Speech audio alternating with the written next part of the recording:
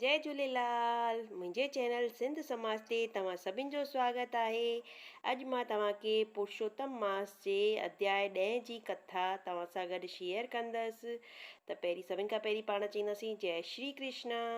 इहा कथा पाण द्रौपदीअ पूर्व जनम जो जेको वर्णन आहे उन जे बारे में करे रहिया आहियूं। त हलो पाण कथा शुरू था कयूं। श्री सूत जी महाराज चवण लॻो त हे ऋषि, इहा कन्या दरवासा ऋषिअ जे वञण खां पोइ भॻवान महादेव जी कठिन तपस्या करण लॻी।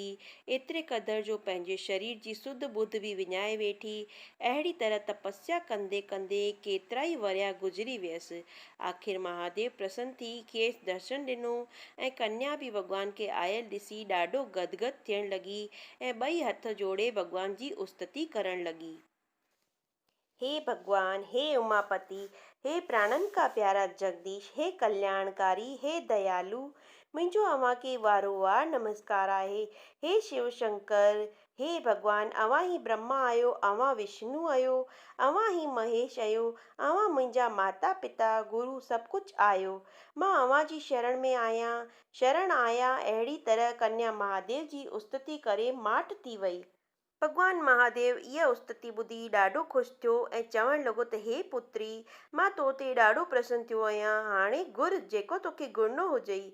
कन्या भॻवान महादेव जा इहे वचन ॿुधी चवण लॻी त हे शिव महाराज, वर वर वर वर वर, यानी जेकॾहिं अव्हां मूं ते प्रसन्न थिया आहियो त मूंखे इहो वर ॾियो त मूंखे लाइक़ु वर मिले। अति सुंदर, शूरवीर ऐं गुणनि जी खाण हुजे। पतीअ खां सवाइ जगत में मूंखे ॿियो कुझु बि मिठो नथो लॻे। महादेव चयो त हे पुत्री, तथास्तु, ईअं ई थींदो। तो 5 दफ़ा वर घुरियो आहे, तंहिं करे तोखे 5 पति मिलंदा, जे महायोद्धा, धर्मात्मा ऐं भगत हूंदा। वीचारी कन्या इहो वर पाए घबराइजी वई।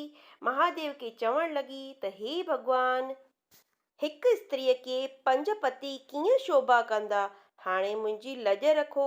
महादेव संदसि वेनती ॿुधी चवण लॻो त हे पुत्री, तूं घबराइज न। वचन कॾहिं बि कूड़ो न थींदो आहे। 5 पति तोखे हिन जनम में न, ॿिए जनम में मिलंदा। तूं सॼे संसार जी सभिनि स्त्रियुनि खां वधीक सुख सां गुज़ारींदीअ। इन में तुर मात्र बि शक न आहे। जो तो दरवासा ऋषिअ जो निराधर ऐं पुरुषोत्तम जी निंदा कई आहे, इनखे तुंहिंजो इहो नतीजो आहे। मां पिण पुरुषोत्तम खे मञींदो आहियां, तंहिं करे तूं बि पुरुषोत्तम जो अवश्य पूजन कजांइ, जो सभ जो सुख ॾियण वारो आहे।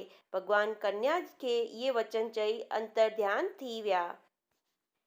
हिते असांजे पुरुषोत्तम मास जी कथा जो अध्याय 10 समाप्त थियो, जंहिंमें असांखे इहो पतो पियो त द्रौपदीअ खे 5 वर कीअं मिलिया, यानी द्रौपदी पांचाली कीअं ठही हुई।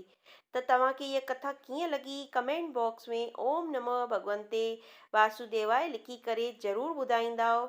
ऐं तव्हां ॿियो कुझु ॿुधणु चाहियो त उहो मूंखे ज़रूरु लिखंदव। हिकिड़ो लाइक ज़रूरु कंदव। तव्हांजो लाइक हिकिड़ो सपोर्ट कंदो आहे। लाइक बिल्कुलु फ्री हूंदो आहे। तव्हां अगरि मुंहिंजे चैनल खे सब्सक्राइब करणु चाहियो त उहो बि करे था सघो।